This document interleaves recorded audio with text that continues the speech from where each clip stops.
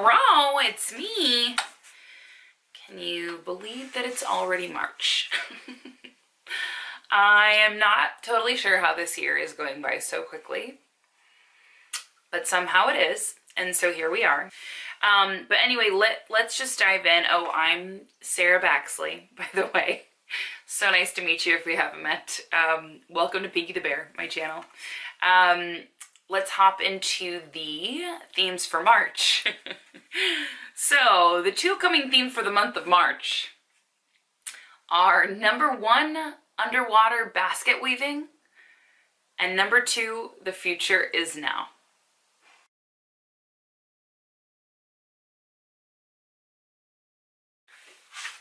So, those are our themes for the month of March. Underwater basket weaving, I mean that's something that we used to use as like a sort of, it was something that was like used with like friends of mine in like grade school and high school and stuff, sort of as like a play on words, like what's your major? Underwater basket weaving. Anyway, it gives like a very nice visual imagery, and I thought that this would be great because it's oh so appropriate for the month of March. So hold on to that. And the reason being is that I'm like trying to adjust in here. I put my tripod up a little bit higher this time, and I realized I have to sit a little bit taller in my chair. But anyway, so, you know, so basically for the month of March, we have, there's a few things that are going on. And I mentioned a little bit last month in the video for February, but, you know, March is kind of a murky month, and not necessarily in a bad way, but there's definitely some sort of little bit of haziness around the month of March.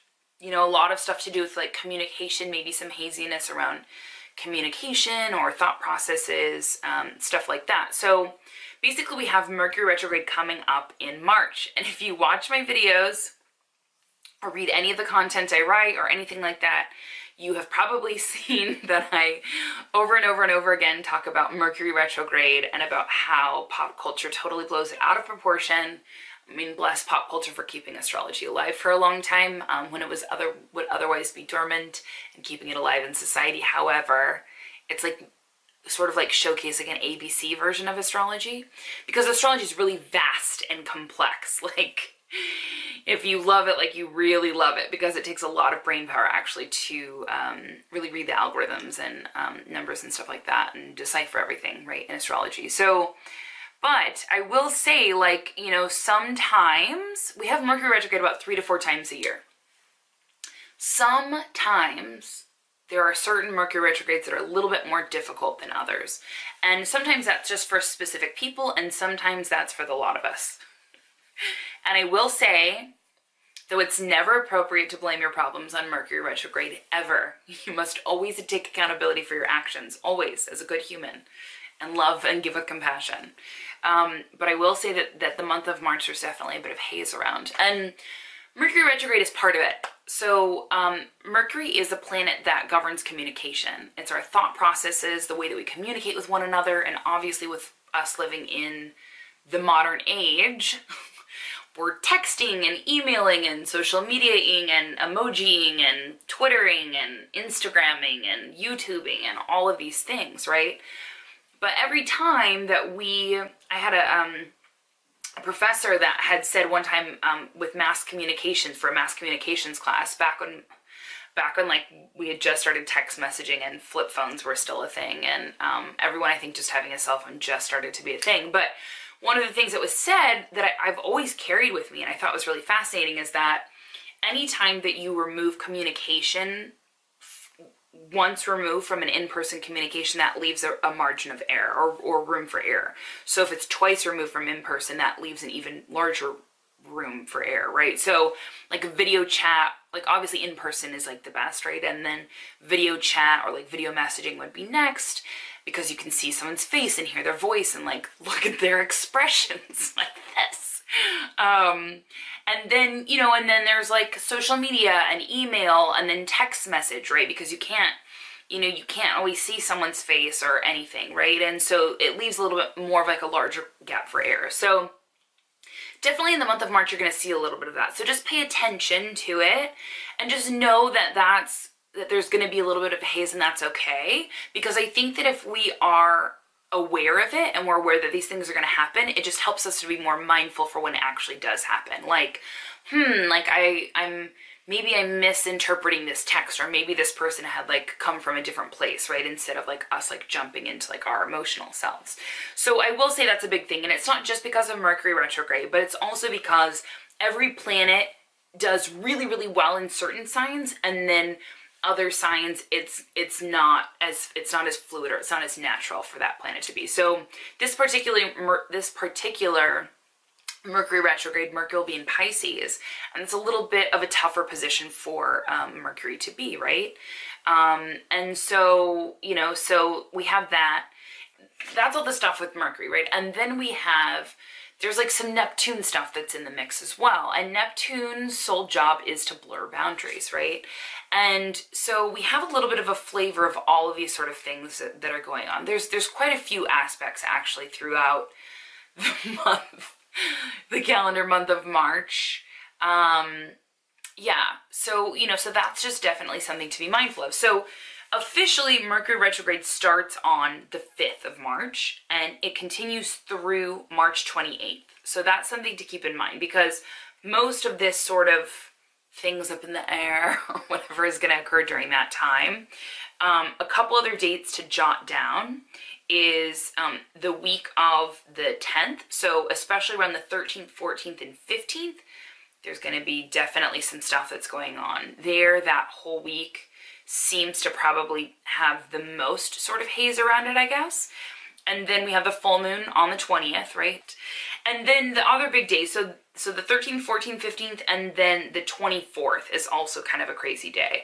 So, not crazy day, but it's just that's kind of when things are going to be more elevated or a little bit more up in the air. So keep that in mind. But I do want to say, back to the underwater basket weaving theme, but I do want to say is that, you know, the one thing that this type of time, because like everything, like you can think of astrology as like another way of telling time, right?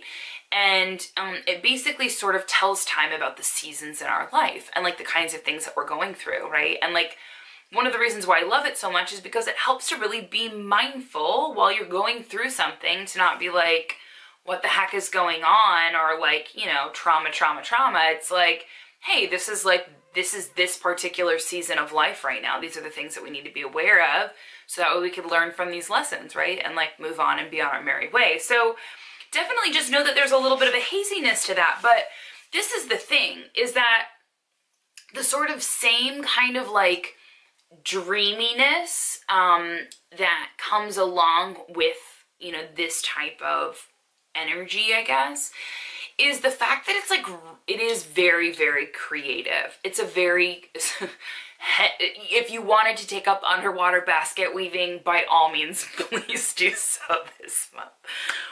No, but it's definitely like, this is something that is, you know, it is good for creative projects. It is good to be in your feelings. It is good to, you know, if like you have some type of like meditation or spiritual practice, or like, you know, like you know, some type of like spiritual connection or like relationship, or, you know, whatever thing that is that you might practice. If you're, you know, if religion is your jam, or spirituality is your jam, or maybe meditation's your jam, or all of those things, whatever, you know, this is definitely a time to feel a little bit more connected, and whatever that is that means to you. So though it might not be like the best time to, you know, I don't know, get a new job or something like that, it is a great time to, you know, to let yourself get creative, let yourself be artistic, let yourself, you know, let yourself kind of be able to feel, kind of just feel something, right? Just sort of like be in the present moment and sort of go through the ebbs and flows of like your day, and the ebbs and flows of your emotion, and like, you know, spiritual connection. Like, instead of, I guess, instead of trying to build structure throughout this time, this is definitely not like the best time to build any type of specific structure in your life. You know, just kind of let yourself sort of like go with the flow, right? It is definitely very much a creative and very much a spiritual month. So whatever that means to you, then definitely, yeah, definitely go for it. Go get some Reiki. Which I do. I mean, if anyone's in the Southern California area, I do Reiki out of my office and stuff too. But, you know, just do a little self-care, like give back to yourself in the month of March, you know, but just, you know, don't get your panties in a bunch if, you know, some miscommunications occur, or, you know, don't make any like major financial investments or anything. So anyway, so that's kind of, I mean, do whatever you want, but like, if I'm just saying what I would do if it were me. So now I just want to quickly like divert the attention over to theme number 2, because it's really different, right? Theme number 1, underwater basket weaving. And then theme number 2, the future is now. It's like, what? So this is something that I want to talk about that's more of like an entrance than it is a specific energy thing that you're going to experience this month. So basically last year, I would have to look at my calendar, but I believe it was in May of last year, we had the planet Uranus enter the sign of Taurus. And it was the first time that it did so in 84 years, in a really, really long time. And Uranus usually stays in a sign for maybe about 7 or so years, but it takes 84 years for it to return. So Uranus is like the planet of sort of like sudden change. Could also be like sort of like revolutionary thinking, or like or things like it's like very innovative, right? It's also very often associated with technology. Okay, so Uranus has been in Aries for a while, and last year it dipped into Taurus just a little bit. So anyone that has, you know, that's you know, if your sun sign is in Taurus, and you know, maybe like your birthday is within the first couple days of like the sun going into Taurus, then you've probably experienced some pretty radical changes that had started to peek out their head over the course of the last year. And then towards the end of the year, like in the fall and stuff, that sort of subsided because we had Uranus dip, you know, it retrograde back into Aries. And then now, starting March 6th, which is also the day of the new moon in Pisces, but starting March 6th, Uranus enters back into Taurus and will be there for the next 7 or so years. I don't have my ephemeris on me right now, so I couldn't tell you exactly the date, but I will let you know sometime. But it's going to be there for a while, and Taurus is an earth sign. It also often is like related with like financial stuff and things like that. So you figure so it has to do with the physical world, sometimes can have to do with like finances, right? And you figure you have the physical world and finances associated with a planet that is innovative and like technology driven, right? So what does that mean? That basically means that we will now have officially begun, as of March 6th, this sort of step into Uranus and Taurus, which basically, and I put the future is now, because basically, like, if you thought that technology had like evolved very quickly over the last 10 years, like what the heck did we do like before we had a smartphone? Do you know what I mean? But we lived. It was totally fine. But the thing is that, like, you know, had any one of us thought, like, I remember the very first time I saw a smartphone. I was living in San Francisco. I lived in San Francisco for a really long time. And I was living in San Francisco, and I saw this video of, it was like Apple. It was like, I think it was like Steve Jobs or whatever that was like doing this interview thing. Or no, he was like up on a platform on a stage. I don't know. It was like some Apple thing. Doesn't matter. But anyway, but he was like basically like introducing like, this is the iPhone. And I remember calling my family and I'm like, buy stock in Apple. I was like, we're in the future. And all of this stuff. And anyway, so, you know, who would have thought? And so we're like, yeah, of course there'd be like this natural progression of like, you know, technology and everything else. And we've seen how quickly it's evolved. But like, with Uranus and Taurus, I don't know any other way to put it, but like over the next 7 years, you are like literally going to see, I mean, technology is going to be completely immersed in our physical world and in our daily lives, and potentially also with finances and stuff. So, you know, I'm not going to speak for all astrologers, but I know that there's definitely a handful of us, a good amount of us that are keeping our eyes on like cryptocurrency and blockchain and, you know, other types of innovative technologies like that. So, you know, so it's just something to sort of keep in mind, is that just know that like the physical world that you know it, and potentially even like the relationship that you have with money as you know it, is very likely to change radically over the next 7 years. So, so this is something that's more so not necessarily like now and pressing in the month of March, but this is something that definitely, like, we are sort of, you know, we're sort of launching this new sort of chapter for a while. So that's sort of everything for the month of March. Yeah, I mean, feel free to, if you have any questions or anything like that, feel free to leave it below. YouTube, if you're watching this from YouTube or Instagram or whatever, I mean, they always track the algorithms and like spit it, you know, in whether or not, like, however many likes or comments or, you know, whatever else is in there. So if you're there, even if you just say hello, hi, then YouTube and Instagram really likes that, and I super appreciate it too. But anyway, definitely soon I will be on making more content. I just need to take a little bit of time off from my own seasons in life. So anyway, thank you so much, and have an awesome month of March, and get creative. Enjoy it, and I'll see you around.